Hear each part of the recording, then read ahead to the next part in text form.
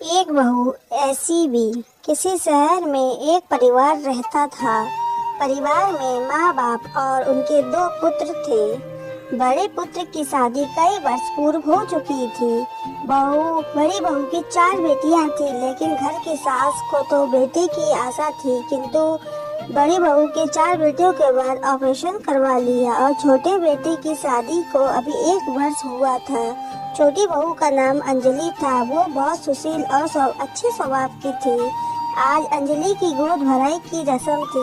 अब सबकी उम्मीदें अंजलि से ही थी कि अंजलि बेटा पैदा करेगी, लेकिन उनको ये नहीं पता था कि बेटा है या बेटी किसी इंसान के हाथ में नहीं है, ये तो ईश्वर के हाथ में है। लेकिन फिर भी अंजलि की सास अपनी बहू से कहती है, बहू कुछ भी हो जाए तुम्हें बेटा ही पैदा करना है, नहीं तो हमारा खानदान कैसे आगे बढ़ेगा।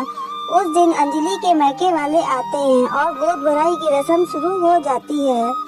अंजलि की सास माया जी ने अंजलि से कहा, देखो बहू, अब तुमसे ही हमें आस है, क्योंकि इस खानदान का चिराग तुम ही पैदा कर सकती हो। बड़ी बहू से तो आस ही नहीं है, उसने तो अब जबरदस्ती ऑपरेशन करवा लिया, लेकिन तुम्हें तो बेटा पैदा करना है। माया जी की बात का जवाब देते हुए अंजलि की माँ ने कहा, समधन जी, लड़का या लड़की होना ये इंसान के बस की बात नहीं है, और फिर आज के जमाने में बेटे और बेटियों में कोई अंतर नहीं है। भगवान जो भी दे उसे स्वीकार कर लेना चाहिए, और यह मेरी बेटी के हाथ में नहीं है कि बेटा पैदा होगा या बेटी। पहली बार में जो भी हो जाए वह ठीक है।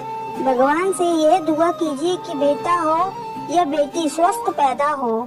माया जी अंजलि की माँ से बोली, देखिए समधन जी, मैं कुछ नहीं जानती, मुझे तो बस पोता ही चाहिए। पोते का मुंह देखे बगैर मैं इस दुनिया से नहीं जाना चाहती।